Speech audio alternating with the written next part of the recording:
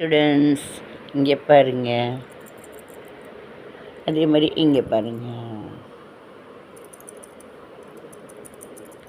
இது புதுசாக வாங்கினேன். ஆக்சுவலாக இது வந்துட்டு இப்போ ஒன்று காலில் போட்டோம்னா நம்ம நடக்கிறப்ப அதுக்கு முன்னாடி தடான்னு சொல்லிட்டு ஒரு இரும்பு வளையம் மாதிரி அதை போட்டாலுமே 4 எட்டு நடந்தோம்னா 5வது எட்டு வெளியில் லடக்கு லடக்குன்னு விழுகுது. ஸோ ஆக்சுவலாக இது புதுசாக வாங்கி ஒரு நாள் தான் ஆச்சு. அதனால் காலில் போடுறதுக்குள்ளே இப்படி கையில் அலங்காரமாக நான் வச்சுட்டுருக்கேன். ஏன்னு கேட்குறீங்களா? சொல்கிறேன் அதோட கதை. அழகாக இருக்குல்ல? இங்கே பாருங்கள், அழகாக இருக்குல்ல? இங்கே பாருங்கள்.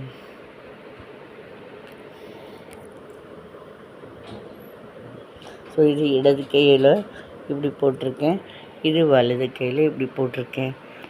ஆக்சுவலாக என்னென்னா, முன்ன காலத்தில் நான் செவி வழி செய்தி நான் கேள்விப்பட்டிருக்கேன். என்னென்னா, முன்ன காலத்துலலாம் பொண்ணு மாப்பிள்ளை ஒரு கல்யாணம் ஆனவங்க இப்படி நடந்து போகிறாங்க, வெளியில் போயிட்டுருக்காங்க, நடந்து போயிட்டுருக்காங்க அப்படின்னா பொண்ணுக்கு தலை குனிஞ்சு இப்படி அடக்கமாக தான் நடந்து போகும் முன்ன.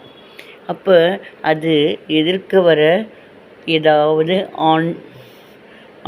ஆண்கள் யாராவது எதிர்க்க வராங்க அப்படின்னா அவங்க காலில் போட்டுட்ருக்கிற அவங்க காலில் அப்போல்லாம் ஆம்பளைகள்லாம் இதை காலில் போட்டுக்குவாங்க.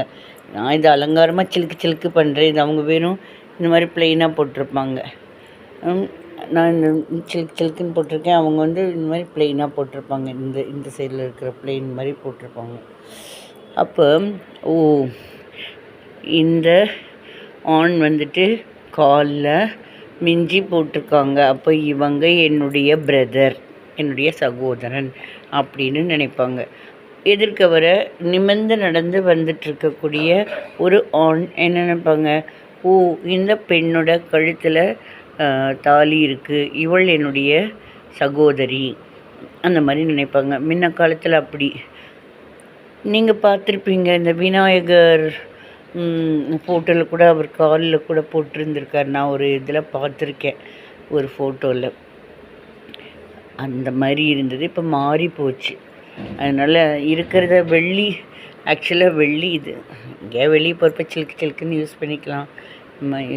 இது காதில் இந்த வளையம் மாதிரி இதில் நடுவில் ஒரு இது இருக்கு இல்லையா, இதில் ஒரு பிளவு லைட்டாக அதை கொஞ்சம் டைட் பண்ணால் காதில் சிலுக்குன்னு இது காதுக்கு கூட போட்டுக்கலாம். இந்த மாதிரி காதோடதுக்கு போட்டுக்கலாம்.